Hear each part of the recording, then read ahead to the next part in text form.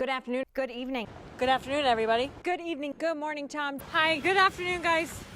Newswatch 16's Chelsea Strub. Chelsea Strub. Chelsea Strub. Chelsea Strub. Good afternoon, and thank you for joining us. I'm Chelsea Strub. Chelsea Strub live along the Susquehanna River near Nanticoke with the update for us this noon. Chelsea. That's right. Good afternoon, John. I'm here along the Susquehanna River where state police are using sonar technology to look for evidence that could lead to finding Richard Walsky, the man they believe killed his 38-year-old wife, Patricia Walsky, in Larksville over the summer. The rescue's happening down this road and in the woods. Right now, we don't have much of an update for you, but we do know that the dog is alive. The police chief has told us that rescuers have seen the dog multiple times. She is very skittish. She's afraid of the rescue equipment needed to bring her to safety. But prosecutors do tell us this is a unique instance. It's not common for somebody to enter a guilty plea for a first-degree murder charge, especially when the death penalty is not being sought, because it carries a mandatory life sentence in prison without parole, and that is counsel's fate. He was sentenced this afternoon here in Wilkes-Barre. Yesterday, this creek was only a few inches high. Now it's well above 8 feet here, and the city of Wilkes-Barre is asking some people to voluntarily evacuate their homes, specifically areas on the other side of this creek, on the other side of this stone wall here. For people who are evacuating their homes but do not have a place to go, there is a shelter set up at GAR Memorial High School.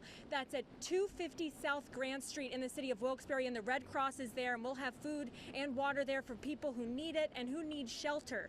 So stick with us. We're getting more updates from city officials as the Solomon Creek here continues to rise here. We've got officials just showing up here, so I'm going to talk to them now and have an update for you guys at 7 o'clock. Chelsea Strub, Newswatch 16, reporting live here in South Wilkes-Barre. We are at the tail end of National Bat Week, but we want to highlight an effort by the Pennsylvania Game Commission to help the bat population in Luzerne County. Over the interstate and through the woods, wildlife diversity biologist Richard Fritzke with the Pennsylvania Game Commission showed Newswatch 16 a bustling bat habitat tucked away in Luzerne County. This is wonderful because most of our game lands are purchased for hunters, and this is a very unique feature of one of our game lands where this is specifically just for bats. We're on game lands 207 right here in New Angola, and what we're looking at here is the Penobscot Mountain Tunnel. This tunnel was dug in the 1900s. Fritzke tells Newswatch 16 a steam locomotive used to go through this tunnel and through the mountain. But then when they built the interstate, they had to collapse a portion of it. And now it's a perfect habitat for bats. Because you don't want to have a tunnel where there's airflow coming out both sides. Having just one opening means that cold air can get trapped down into the tunnel. But it isn't as easy as you might think. It's taken 10 years for the Game Commission to find a solution to keeping it cold enough for bats like this to stay in the cave through the winter. So it's been a process. Now, about 3 years ago, we built this mound that I'm standing on. It's about 60 feet tall, and it helps trap cold air in the tunnel. Cold air is important because hibernating bats want it to be as cold as possible. But that still wasn't keeping things cold enough. So the Game Commission earlier this month changed things up and went to work above the cave between the north and southbound lanes of Interstate 81. We had to build a chimney, a borehole, straight from the highway all the way down 117 feet into the tunnel to allow hot air to escape. And it took 7 days to go down 117 feet. It's a 3-foot diameter tunnel, and yeah, it took a lot of grinding. The Game Commission will continue to monitor the temperature there in its effort to help the bat population thrive there in New Angola.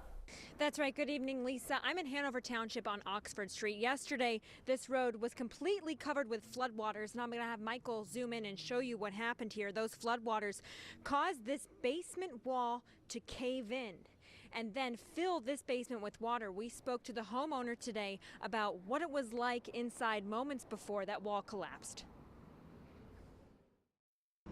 It just seemed like we got to a point where we were fighting a losing battle, and the water kept coming up, and I was down there with my 2 boys and my wife trying to decide what we could save. And you know, when we were just talking for a minute, all of a sudden the front wall of the house just collapsed in. It wasn't easy for Matt Coman to talk about what he and his family went through last night on Oxford Street here in Hanover Township. Today, fire crews are pumping water out of his basement that was destroyed by floodwaters. Collapsed inward, and my wife came running over, and the boys got a hold of us and pushed us up the steps. Then they came up behind us, and in about 90 seconds, the basement was filled to the top. If we were in a different spot in the basement, I don't know if I'd be standing here. Solomon Creek here is where the homeowner tells Newswatch 16 the water came from that filled up his basement. It came over the bridge here, down Oxford Street, and into their home. And my dad built this building in 1969, and the creek never came over, not once. And for the very first time ever, it backed up down there from the overflow, and it just worked down the street, and it eventually surrounded the whole building. Komen says most of his family's sentimental items are destroyed. They will work to save what they can. He's just thankful he's here to talk about it. I know they're going to work out first and foremost because we're here. We're here. And, you know, everything else will take care of itself. We really are very faithful people, and we know, God was with us last night. So. I just spoke with the homeowner a few minutes ago who spoke with some contractors about the damage here, and he says they have to build some walls to support this little section of the wall that's remaining here, because if that small section of the house goes down, the whole house will come down. But it's going to be a balancing act because they need to get rid of all this debris and this water. Even though this afternoon they pumped all the water out of this basement, it's beginning to fill up with water again because the ground is so saturated. So it's going to be a balancing act to really restore this back to livable condition here in Hanover Township. Chelsea Strub, Newswatch 16, reporting live in Luzerne County. Glad he and his family are safe. Chelsea. That's right. Good evening, Scott and Lisa. This morning, we were told that 2 beavers were stuck inside a drainage system at a reservoir at Campbell's Ledge in Duryea. And so our first call to confirm what was happening was to local wildlife animal rescue expert John Akori. When he answered the phone, he said he was already on scene assessing the situation, and we got there just in time to witness the rescue. After a 1.5 mile hike or so up Campbell's Ledge, you're met with a seemingly serene setting. All right, guys, this one's gonna be tough. I know it is. Because a closer look shows something not so calm. 2 beavers trapped 25 feet below the surface in a drainage system along the edge of the reservoir. There were 3 beaver trapped in the water drain here. Sadly, one of them didn't make it. The 2 that were alive were huddled together, close together, touching noses, touching faces. And as soon as I saw the look on their face, I knew they were very frightened. And they gave up in all reality. John Akori has years of experience in wild and domestic animal rescue. In order to get the beavers out, he had to rappel down and get them one at a time. That was it. It was go time. I wanted to get them out of there. I wanted to return them back to their home. And it was tough. But going down was the easy part. The beavers were scared, slippery. John, how much do you think he weighs? 35 pounds around. And heavy. I had my ascending equipment, which helps me climb out. And as soon as I put that 35 pounds on my back, you felt the difference. And it was tough getting out. It really was. I was struggling.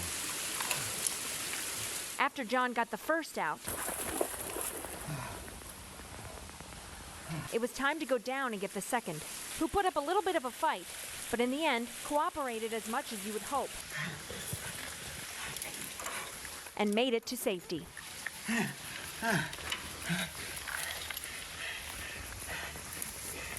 It's all right, I got you.